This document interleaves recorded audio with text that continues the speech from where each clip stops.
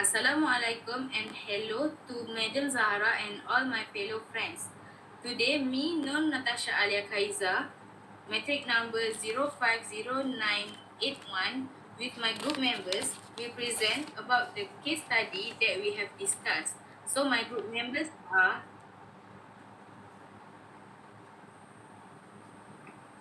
Assalamualaikum. My name is Muhammad Subki bin Mansur. My metric number 050889. My name is Muhammad Ruzami Hakim bin Muhammad Razi. Metric number 050990. My name is Kitna and my metric number is 046838. My name is Hazimah binti Ibrahim, 050163. My name is Nik Najim binti Niatim, 050207. okay. Now we will proceed with the situation of the cases. Okay. Renscope Berhad is a public company listed on the Bursa Malaysia, whose main activity is the manufacturing of iron rods used in a heavy construction project for high-rise building. Due to the competitive market in the industry, Renscope Berhad is unable to meet the demands of its creditor. Bank Berhad, a debenture holder secured by a floating charge, intend to appoint a receiver. Renscope Berhad is not in the course of winding out. Okay, now for the first question that we get is, explain the duties of the receiver appointed by Bank Berhad. So the answer for the first question is, the duty of the receiver appointed by Bank Berhad with regard of the payment of Renscope Berhad debts are Section 392 in bracket 1 Companies Act 2016 applies where a receiver is appointed on behalf of the holder of debenture secured by a floating charge and the company is not in the course of winding up. Certain debts of the company as specified in this section shall be paid out from the asset coming into the hands of the receiver in priority to the claim of the debenture holders.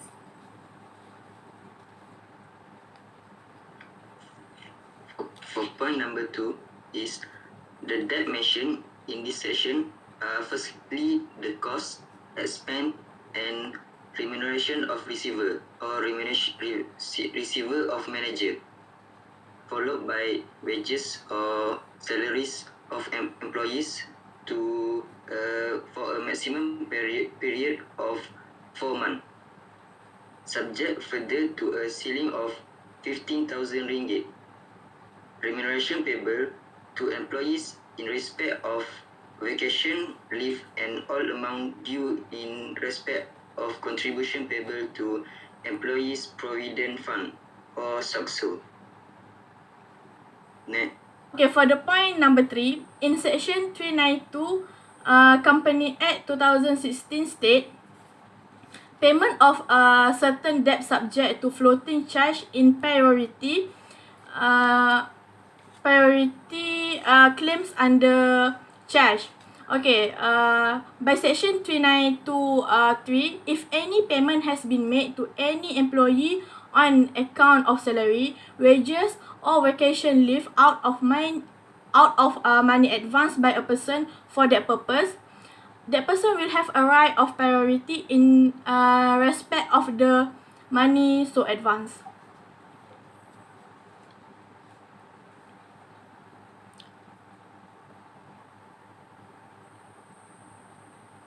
Last but not least, the duties of the receiver appointed by Bank Berhad is Section 392 concerns any sums of money received by a company from an insurer under a third-party liability policy where the company had incurred liability to a third party.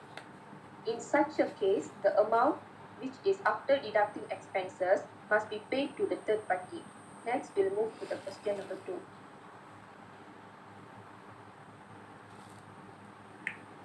Okay, for the second question is, what is the position of the receiver assuming that Transcorp Berhad join into compulsory or voluntary winding up? Okay, next. So the answer is, first, Kemling Housing Development Seram Berhad versus Bank Bumiputera Malaysia Berhad, 1997. There is nothing to stop the company from going into compulsory or voluntary winding up even after a receiver or receiver manager has been appointed.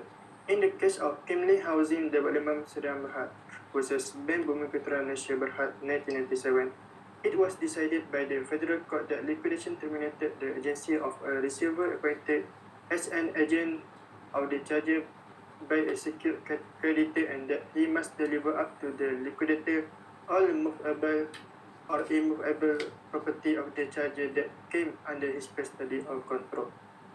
Okay, next.